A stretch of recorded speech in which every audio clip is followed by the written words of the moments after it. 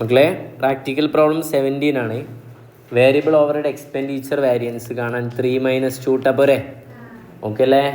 ഇനി കൺഫ്യൂഷൻ ഉള്ളവർ എന്ത് ചെയ്യുക? നമ്മൾ സ്റ്റെപ്പൊക്കെ പഠിച്ചതല്ലേ വേരിയബിൾ ഓവർ ഹെഡിൻ്റെ അല്ലേ?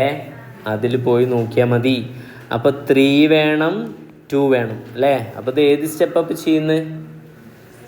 സ്റ്റെപ്പ് ഏതാ? 1 എന്താ? Standard rate calculation. ഓക്കെ, അപ്പോൾ ഞാൻ അതിലേക്കൊന്നും പോകണില്ല. സ്റ്റെപ്പ് 1 ഇവിടെ എഴുതി വെക്കേണ്ട ആവശ്യമുള്ളപ്പോൾ നോക്കാം. 1. സ്റ്റെപ്പ് 2 ഏതാ?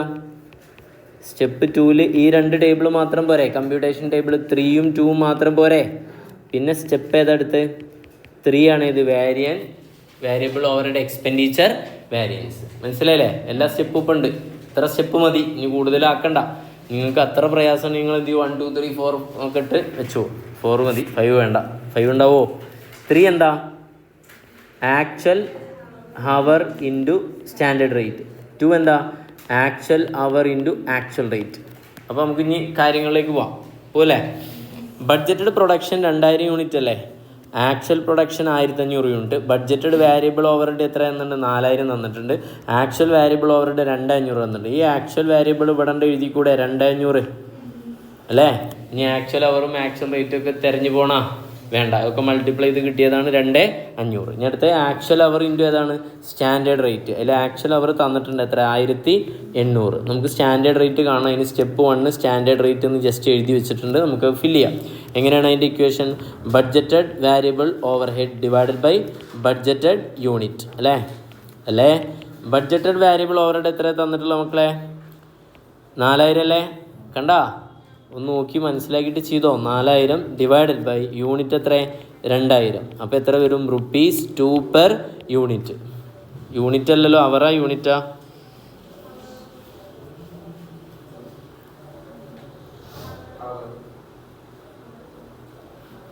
നമുക്ക് ആക്ച്വൽ അവറല്ലേ കിട്ടണ്ടേ? 1800 അവറല്ലേ? അപ്പോൾ അവേർലി റേറ്റ് എടുക്കണ്ടേ? 2000 ഹവേഴ്സ് അല്ലല്ലോ തന്നുള്ളത്. ഓക്കെ അല്ലേ? അത് ഹവറിലാക്കണമല്ലോ, അത് നമുക്ക് കഴിയില്ല.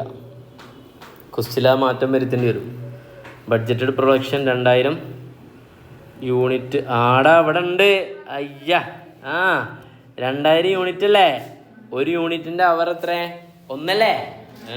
അപ്പോൾ ബഡ്ജറ്റഡ് യൂണിറ്റ് അല്ല, എന്താക്കിയാൽ മതി? ബഡ്ജറ്റഡ് പറയൂ. മനസ്സിലായ മക്കളെ? സ്റ്റാൻഡേർഡ് റേറ്റ് എന്തിൽ കാണും? യൂണിറ്റിലും കാണും, ഹവറിലും കാണും. അപ്പോൾ നമുക്ക് ഏതിലാണ് വേണ്ടത്? ഹവറിലാണ്. കാരണം 1800ൻ്റെ കൂടെ നമുക്ക് ഏതാണ്? സ്റ്റാൻഡേർഡ് റേറ്റ് പെർ ഹവർ അല്ലേ? അപ്പോൾ സ്റ്റാൻഡേർഡ് റേറ്റ് പെർ ഹവർ വേണമെങ്കിൽ ഇത് ഞാൻ കട്ട് ചെയ്തിട്ട് ഒന്നുകൂടെ എഴുതാം. ഇവിടെ എഴുതാം. ഇതാ എങ്ങനെ എഴുതണം? Budgeted variable over head divided by പറടാ ബഡ്ജറ്റഡ് ഹവേഴ്സ്.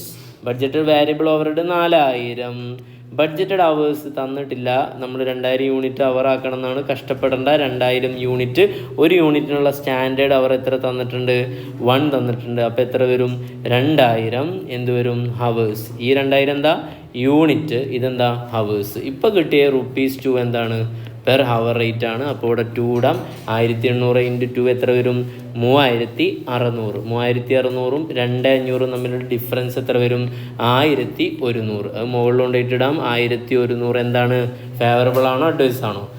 3 - 2 ആണ്. ഏതാ? ഫേവറബിൾ ആണ്. ഓക്കെ.